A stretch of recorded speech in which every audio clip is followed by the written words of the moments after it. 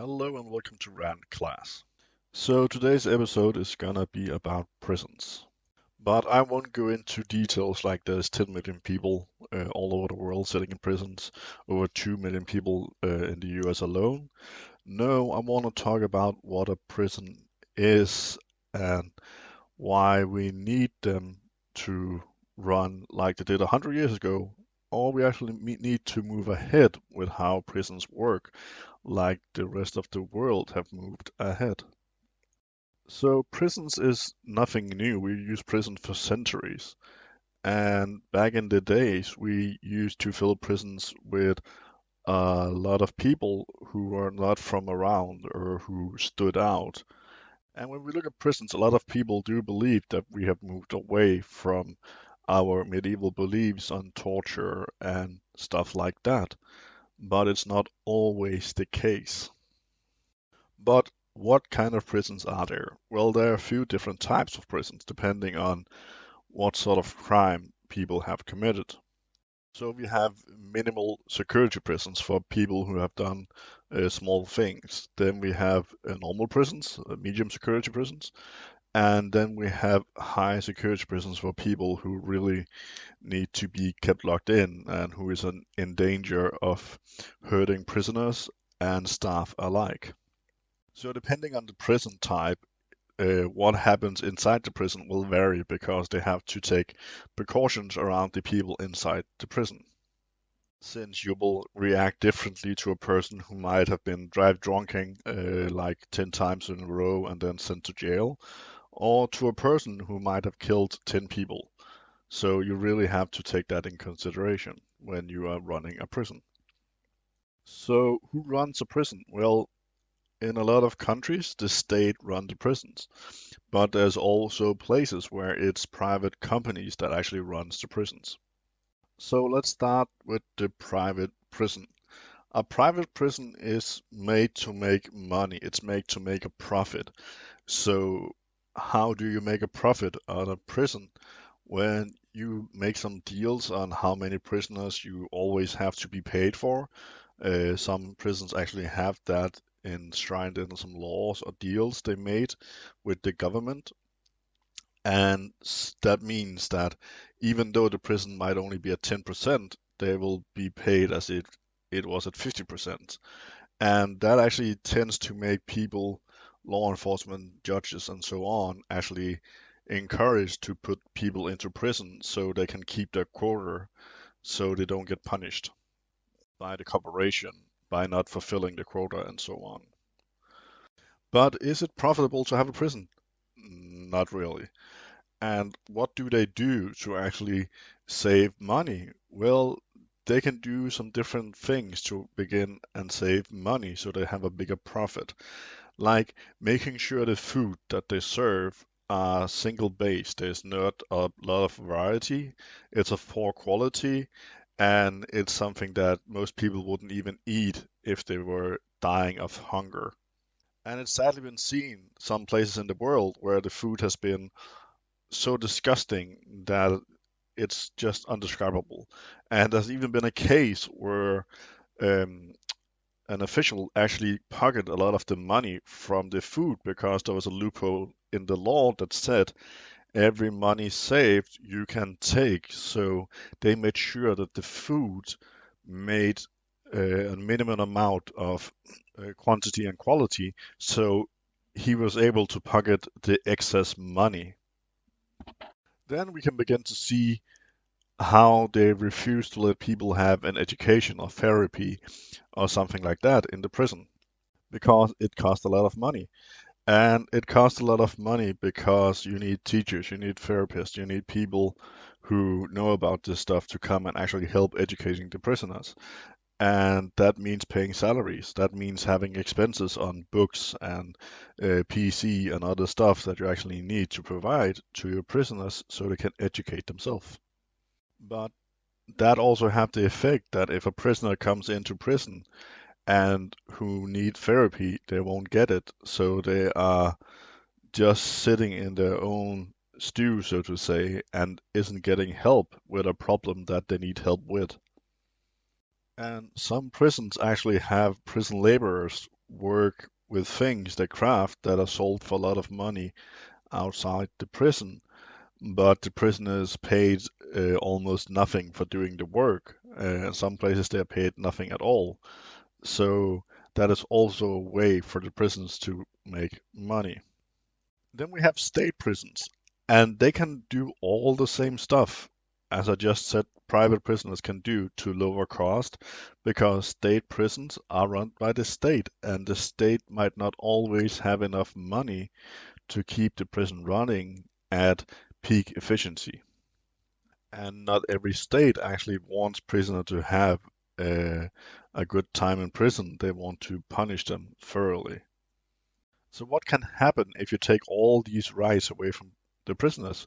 Well, actually, a lot of violence can occur because we have seen a few times that prisoners then take over the prison. They riot, they kill guards, they loot, they pillage, burn down half a prison, and so on to get the attention of the outside world that something needs to change, that something is wrong within the prison.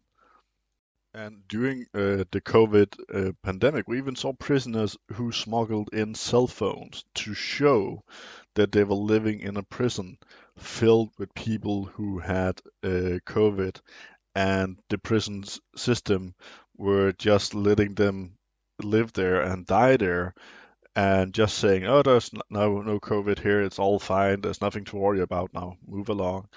And they did that even though they know they will get punished for actually using the cell phone in the prison.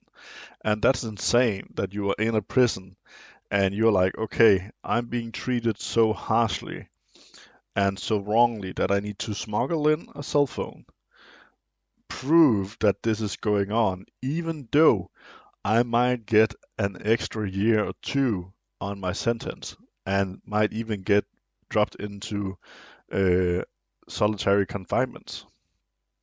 But why am I talking about this? I'm not in prison. I actually don't know anyone who has been to prison, or at least I don't know anyone privately. I know them from research, and I know some of them from school events we had. And the reason I'm talking about this now is because I just did an episode on police and on bias, and both of these topics just naturally led up to prisons. So how can we make prisons better? Well, it's actually not that hard to make prisons better, but it is hard to make us as a people agree on doing it and wanting to use the money and time and effort that it takes.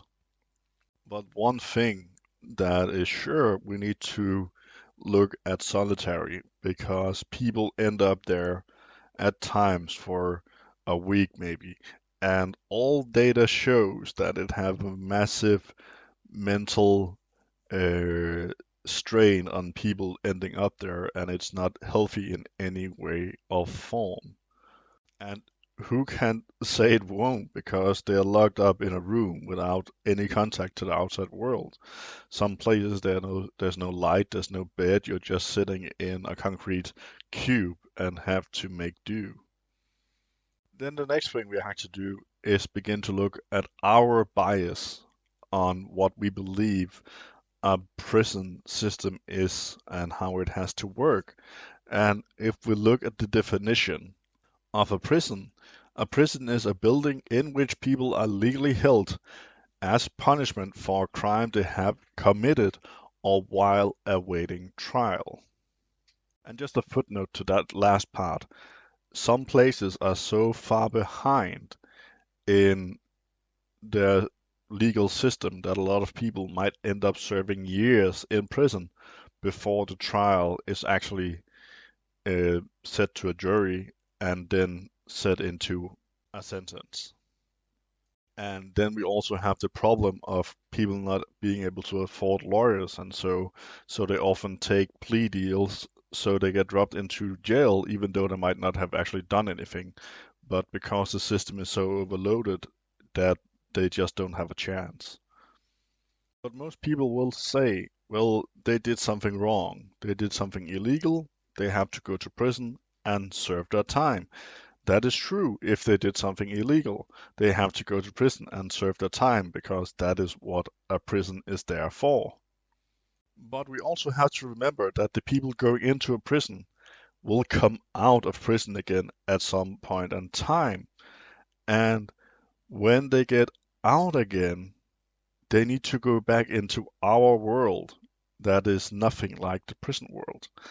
And a great example that I'm pretty sure that everyone has seen the movie Shawshank Redemption, where the old man Brooks is let out of prison after a ton of years inside prison, and he doesn't know how to act in the real world. He finds it's scary and he doesn't know what to do, so he ends up killing himself. And this is why our bias on people in prison need to change because we need to be able to make the people adjust and learn while in prison because they are still being punished by being in prison, by being locked up and have their freedom taken away. But we really need to make this bias change all around the world so we view prisoners and prison in a different way. And if you say, but they need to be punished, again, being locked up in a big house with no possibility of going out again, of you actually staying in the same place for 20 years, that is a big punishment. And we have actually seen some prisons actually change during the past 10, 20 years, where they actually began to look at, okay, we have these prisons and something is wrong. Prisoners keep coming back. They don't interact well in the world. They feel scared. They don't want to go out and all that sort of stuff. So, what can we do to combat this? Well, we can make their daily life as close to normal life outside of prison, like making sure they have a chance of get taking a job in the prison where they get paid for doing something, or they get an education and then get a bit of money for doing that, and help them with therapy so they know how to adjust to the world when they come out from prison, so they know how to interact with other people and themselves. Because all this will make a lot of them being able to come into the world again and become good citizens who are able to do a function, who is able to have a job and pay taxes and so forth. And I know it will cost a lot of money to set up. And in the start, it will just seem like a massive amount of money. But we have to remember every person that comes out of prison again that is able to keep a job is someone who will pay taxes for the rest of their life. So they will become an efficient part of society. On the other hand, if you have a prisoner who have been locked up for 10 years with almost no quality of food, no therapy, no education, they will come out into a world where they feel strange. They feel like they don't know anything and they don't feel like they have a chance of actually succeeding in anything. And they might not actually have been learning how to actually cope and talk with other people, so they go straight back to their old ways and forms. So I actually believe that the shops that we have in prisons need to be better. They need to be like a shop in our outside world, where you should be able to go in and buy some eggs if you want to, and then take the eggs to the kitchen and make them for yourself if you're hungry, because this will learn you how to cook, it will learn how to manage money, how to shop, and it will take away a lot of things that you might not be able to do when you come out, and then you're able to do it. And again, that is why you need to have a daily routine with education, therapy, a job in some way or form, because when you get out again, then you have built a good foundation. You have built something that you can use to get along in life outside. And therapy is really important because it teaches the prisoners to become better with themselves, but also better with the rest of the world, and might stop them from falling into bad habits when they get out of prison. But it can be hard for people to understand my point of view here and to say, but they did something evil, they need to be locked up 24/7. Um, and that is the thing I'm trying to change. We have to be more open-minded about what prison is going through and what prison actually is, because prisons haven't really evolved next to all the stuff happening in the real world. And that is something we need to see happen. And we can make some laws to make sure that all prisons around the world is set to a certain standard, that they have to give prisoners at least this amount of food, that they have to have at least this amount of time in a court where they can exercise and therapy and so on. And I know poor countries might not be able to afford this, and I know it will cost a lot of money in the start, and then it will begin to even out when people get out on the other side and begin to pay taxes because of their jobs and educations. And we might even, as the world, be able to say, okay, we have 5 prisons in some of the poorest countries in the world, and the state can't really cover the cost. What can we do to help? Well, we can't really pay for their prisons. But what we can do is send experts or someone down there to look at how their prison system is working and how they could make it better so that the prisoners' lives become better and also the world around the prison becomes better. Because it might be easy for me to sit and say, we need to do this and this, but maybe some countries just don't have the room to do this and this, and they need to build an entire new prison or something like that. Or they can actually achieve even more because they have more room due to where the prison are located and stuff like that. But we also have to remember that some people who are in prison might have been sent into prison for something stupid they did when they were a teen. And it's horrifying to think that someone's entire life might be ruined because of one stupid decision. And a lot of people is in prison because there's a bias towards them, and they might be from a country where the legal system is corrupt or isn't working as efficient as it should.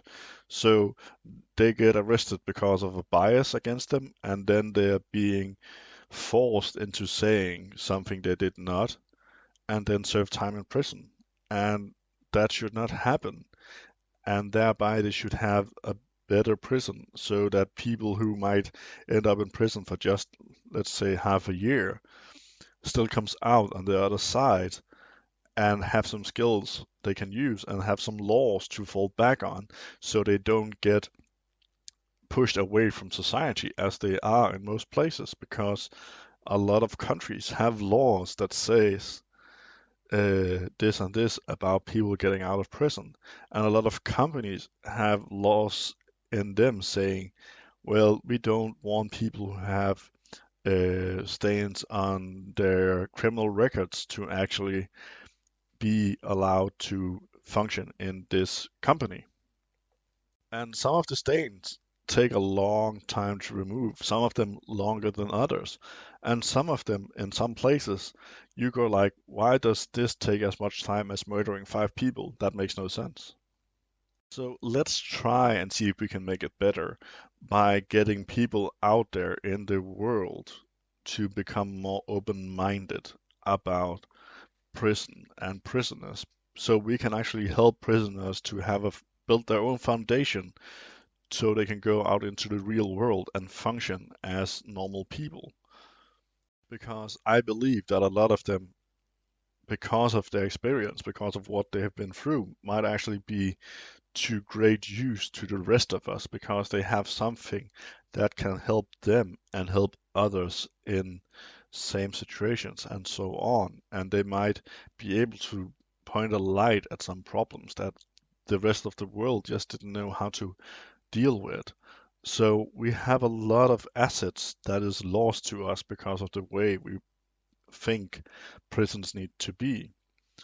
So I do hope it's been a good talk, and some of us or some of you have become more aware of how prisons are and become a bit more open-minded about it.